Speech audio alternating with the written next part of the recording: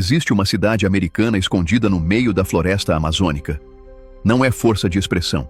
É uma cidade americana de verdade, com casas de madeira no estilo dos subúrbios de Michigan, hidrantes vermelhos nas esquinas, ruas com nomes como Michigan Avenue, campo de golfe, cinema e uma caixa d'água gigante de metal que ainda hoje se ergue acima das copas das árvores.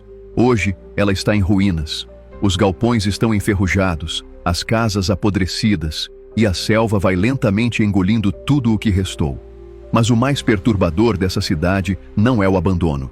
É quem a construiu e o que aconteceu lá dentro antes que ela morresse. Porque essa cidade foi construída pelo homem mais rico do mundo. Um homem que gastou o equivalente a mais de 100 milhões de reais para erguê-la. E que, em quase 20 anos de projeto, nunca pisou nela uma única vez.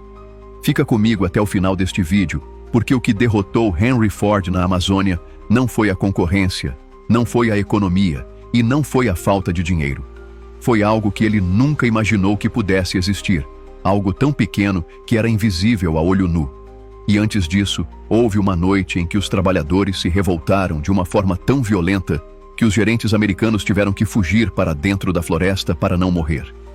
Mas para entender como tudo isso aconteceu, primeiro você precisa entender por que o homem mais rico do mundo decidiu construir uma cidade no meio do nada. Na década de 1920, a Ford Motor Company era uma máquina de fazer dinheiro. Henry Ford tinha revolucionado a indústria com a linha de produção, e seus carros saíam às milhares. Mas havia um problema que tirava o sono dele: a borracha. Cada carro precisava de borracha, para os pneus, para as mangueiras, para as vedações. E toda a borracha do mundo vinha de plantações na Ásia, controladas por um cartel britânico.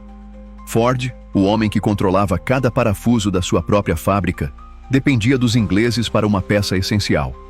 E isso era intolerável para ele. Foi então que ele teve uma ideia. A seringueira, a árvore que produz a borracha, era nativa da Amazônia. Se os britânicos plantavam borracha do outro lado do mundo com sementes roubadas do Brasil, por que ele não plantaria borracha na própria terra de onde a árvore vinha? Em 1927, a Ford adquiriu uma área gigantesca às margens do rio Tapajós, no estado do Pará. Cerca de 10 mil quilômetros quadrados de floresta amazônica. E aqui já começa o primeiro erro. Um erro que revela muito sobre o que estava por vir. A Ford não negociou diretamente com o governo. Um cafeicultor chamado Jorge Dumont Villares, sabendo do interesse americano, se posicionou como intermediário e mostrou aos enviados da Ford apenas os terrenos que pertenciam a ele próprio. A Ford pagou $125 mil por uma terra que, negociando direto com o poder público, poderia ter custado muito menos. Os americanos, com todo o seu dinheiro, foram enganados logo na primeira transação. Mas Ford não queria apenas uma plantação. Ele queria algo muito maior. Ele queria construir, no coração da floresta tropical, uma cidade modelo americana. Uma utopia. Um lugar onde os trabalhadores brasileiros viveriam segundo os valores e a moral da classe média dos Estados Unidos. E ele fez exatamente isso. 2 navios partiram de Michigan carregados de madeira, telhas, mudas e até um hospital inteiro desmontado peça por peça. As ruas foram traçadas em formato de grade, como nas cidades americanas, com nomes como Michigan Avenue e Ford Street. As casas eram pequenas, de madeira, com varandas e jardins, cópias fiéis de casas de subúrbio americano. A cidade ganhou escola, hospital, armazém, clube social, padaria, cinema, estação de rádio e até um campo de golfe.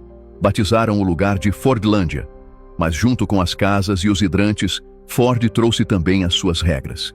E é aqui que o sonho começou a virar pesadelo.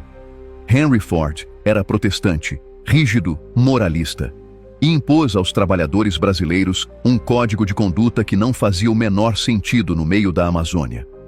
O consumo de álcool foi terminantemente proibido. Os horários eram controlados por relógios de ponto e sirenes. Até a vestimenta dos operários era regulamentada. E a comida? A comida foi o estopim. No refeitório da companhia, os trabalhadores amazônicos eram obrigados a comer aveia, pêssegos em lata, espinafre e carne enlatada. Eles queriam peixe frito, farinha, açaí. Queriam a comida da terra deles. Em vez disso, recebiam a dieta de um trabalhador de Michigan, servida no calor sufocante da floresta. E os brasileiros deram um jeito. Passaram a contrabandear cachaça escondida dentro de melancias, trazidas pelo rio Tapajós. Do outro lado do rio, surgiu um lugar apelidado de Ilha dos Inocentes, que de inocente não tinha absolutamente nada. Ali funcionavam bares e casas de diversão para quem fugia da rigidez da companhia. A pressão foi crescendo, mês após mês, até explodir. Dezembro de 1930. No refeitório da companhia, a insatisfação finalmente estourou. Ficou conhecida como a Revolta dos Caboclos, ou, como alguns registros chamam, a Revolta das Panelas. Centenas de trabalhadores começaram a quebrar louças, bancos e janelas. A fúria se espalhou pela cidade. Os operários invadiram os prédios administrativos, destruíram instalações, danificaram os geradores, e então partiram atrás dos gerentes americanos. Os americanos, os representantes do homem mais rico do mundo, os donos daquela cidade, tiveram que fugir. Correram para dentro da floresta. Outros escaparam de barco pelo rio Tapajós. Naquela noite, a utopia de Henry Ford foi tomada pelas próprias pessoas que deveriam viver nela. Depois da revolta, a empresa recuou, fez concessões no cardápio, tentou acalmar os ânimos, mas as relações de trabalho nunca mais foram as mesmas. E enquanto os conflitos culturais consumiam a energia da companhia, algo muito pior estava acontecendo, e ninguém tinha percebido. Aqui está o que prometi no começo do vídeo. O verdadeiro inimigo de Henry Ford na Amazônia não era um homem, não era um concorrente, era um fungo. Seu nome científico é Microcyclus ulei, e ele causa o que os brasileiros chamam de mal das folhas. Ford tinha cometido um erro fundamental, um erro que qualquer botânico amazônico poderia ter alertado. Ele plantou as seringueiras muito próximas umas das outras, em monocultura, do jeito que se planta na Ásia. Só que na Ásia não existe o Microcyclus ulei. Na Amazônia, ele é nativo. E quando você planta as seringueiras coladas, você cria um caminho perfeito para o fungo saltar de árvore em árvore, devastando tudo. Na natureza, as seringueiras crescem espalhadas pela floresta, distantes umas das outras. É assim que elas sobrevivem ao fungo. É a própria Amazônia se protegendo. Ford, sem saber, quebrou essa proteção com as próprias mãos.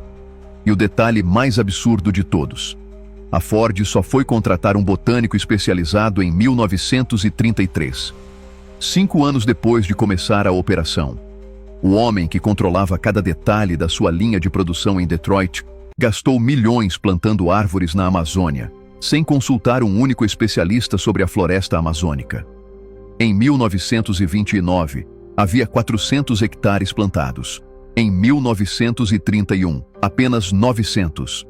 O planejamento original previa 200 mil hectares. A produção de látex jamais chegou perto de justificar o investimento. Em 1934, a Ford tentou recomeçar. Transferiu parte das operações para uma nova área, chamada Belterra, mais ao sul, onde o solo era mais bem drenado e o clima menos favorável ao fungo. Um novo núcleo urbano foi construído. Alguns erros foram corrigidos, mas era tarde demais, e o mundo estava mudando. Com a Segunda Guerra Mundial, surgiu a borracha sintética, produzida em laboratório, em países como Alemanha, Japão e Rússia. De uma hora para outra, o látex natural da Amazônia se tornou irrelevante. Todo aquele esforço, toda aquela cidade, todo aquele dinheiro, obsoletos. Em dezembro de 1945, depois de 18 anos, a Ford Motor Company vendeu tudo ao governo brasileiro, por cerca de $250 mil. O prejuízo acumulado foi estimado em $9 milhões da época, algo em torno de R$130 milhões em valores atuais. E aqui está o detalhe que, para mim, é o mais perturbador de toda essa história. Henry Ford morreu em 1947, 2 anos depois de vender Fordlândia. Ele passou 18 anos construindo uma cidade com o próprio nome no meio da Amazônia. Gastou uma fortuna. Transformou a vida de milhares de pessoas. Provocou uma revolta violenta. E nunca, nem uma única vez, colocou os pés lá. Ele nunca viu a caixa d'água com o logotipo da Ford se erguendo sobre a floresta. Nunca caminhou pela Michigan Avenue que mandou construir na selva. Nunca viu o campo de golfe, o cinema, o hospital que veio desmontado de navio. A cidade que levava o seu nome era, para ele, apenas relatórios e números em uma mesa em Detroit. Hoje, quase um século depois, Fordlândia ainda existe.